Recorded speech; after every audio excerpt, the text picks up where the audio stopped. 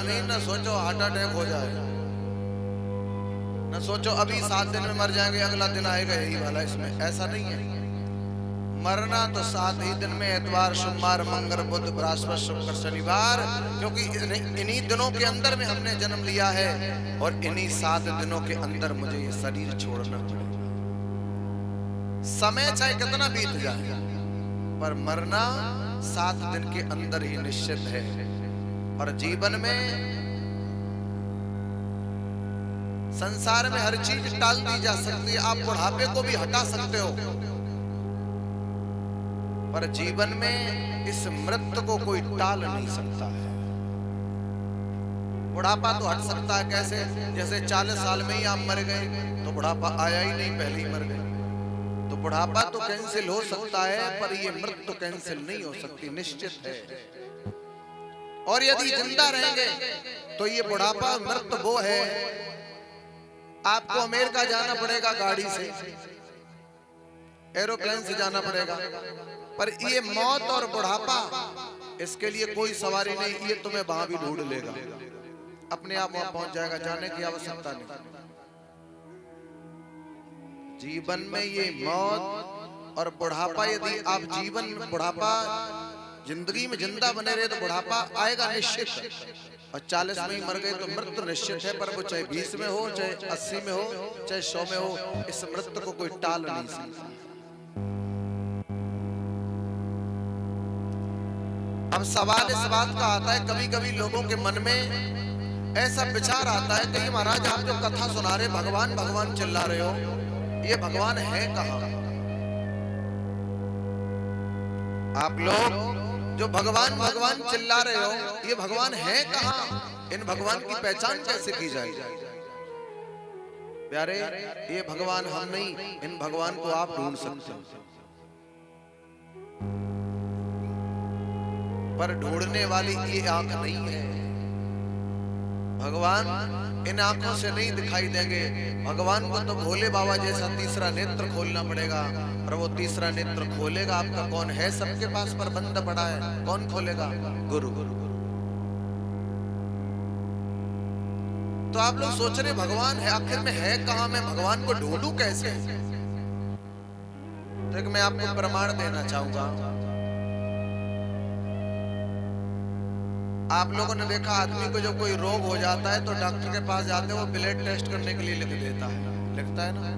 और जब blood test करने के लिए लिख देता है तो डॉक्टर जब हमारे शरीर से, हाथ से ब्लड निकालता है तो कहां से निकालता है? नस में से।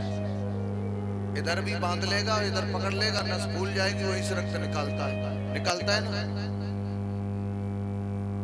अच्छा, जब डॉक्टर नस में से खून निकालता तब इतना दिमाग खराब होता है, इसका मतलब शरीर में और जगह कहीं खून नहीं है जो डॉक्टर नस में ही ढूंढ के निकालता है। तब ऐसा ही तो लगता है कि हर जगह खून नहीं है, वो खून मात्र नस में है। अच्छा, डॉक्टर नस में से निकालता है, और आपने मच्छर देखा होगा, ऊपर बैठ जाए, नीचे बैठ जाए, अगल में बैठ जाए, बगल में बैठ जाए, कहीं भी बैठ जाए, वहां से खून निकाल लेता है। तो डॉक्टर होशियार है कि मच्छर? भाई डॉक्टर होशियार है कि मच्छर? मच्छर होशियार है, क्योंकि डॉक्टर नस में से निकाल रहा है और मच्छर जहां बैठता है वहीं से प्राप्त कर लेता है। बस प्यारे, यही भगवान का सार है।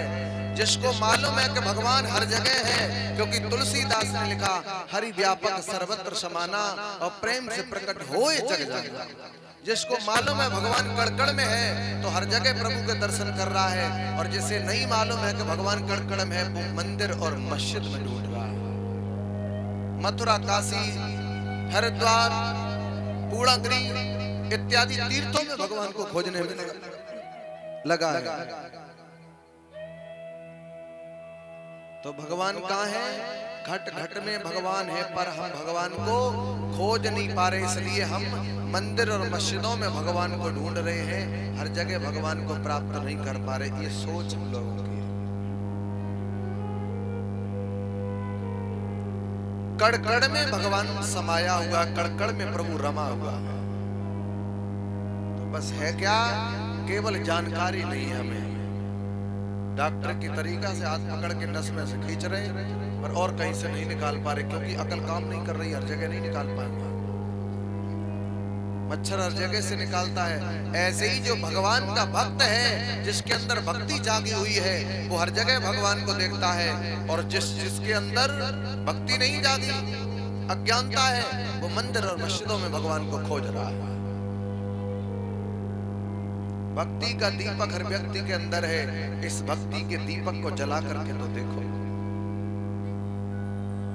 एक गांव से दूधिया चला रात में 4 बजे। गांव का सिविल रोड था, सादा कच्चा वाला, और रोड नहीं, वो खेत की एक चौड़ी सी बाजू थी। तो दूधिया का रोज अंदाज था, 4 बजे निकलता था, रोड का अंदाज हो गया था, तो रोड पे इधर उधर कम देखता था, सीधा दबा के साइकिल खींचता था, क्योंकि ट्रैफिक मिलता नहीं। एक दिन क्या हुआ, किसान ने 4 बजे खेत में काम था, तो घर में लालटेन थी, उस लालटेन को जला लिया और लेकर के वो किसान चल पड़ा।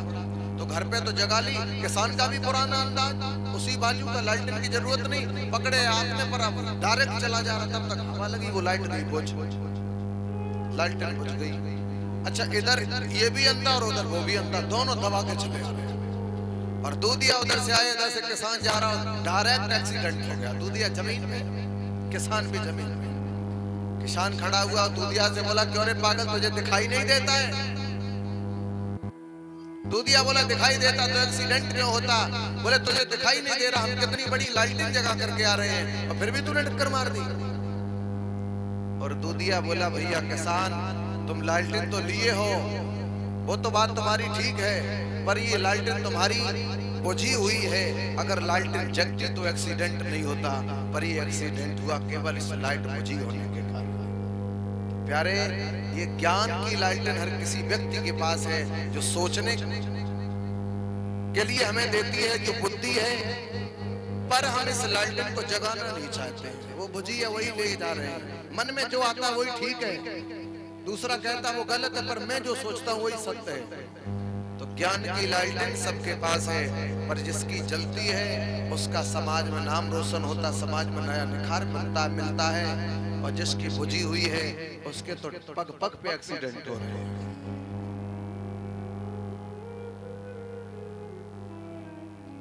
पर ये जीव भगवान से वादा इस जीव ने किया था, प्रभु तेरा भजन करेंगे, पर सब कुछ भूल गए।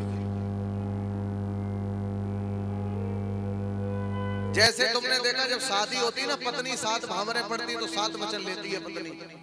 उस समय, जिस समय पत्नी 7 वचन लेती है और हाँ करती है, ऐसा लगता है कि सावित्री मिल गई,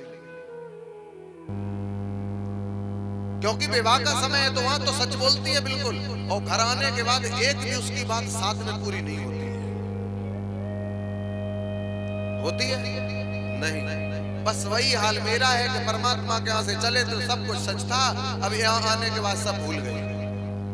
पर याद रखना, वो समय आपको एक दिन फिर मिलेगा। कैसे मिलेगा? एक उदाहरण दो, छोटा सा, बहुत अच्छा है। एक रोड से ट्रक आ रहा था, तो ट्रक ने एक लड़का को टक्कर मार दी, और हल्की टक्कर लगी तो वो रोड पे गिर पड़ा, और जैसे ही गिर पड़ा तो शरीर में स्क्रैच हो गई। लोगों ने पट्टी वट्टी करा के दर्द का इंजेक्शन लगा दिया। लड़का रो रहा है बराबर, फिर भी चुप नहीं हुई। बहुत भीड़ हो गई।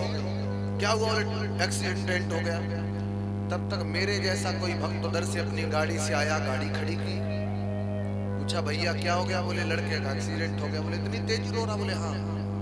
बोले महाराज समाधान करो। अंदर जाकर के जिस समय पहुंचे तो उस लड़के को देखा तो शरीर में तो ठीक था, हड्डी वड्डी नहीं टूटी। बोले बेटा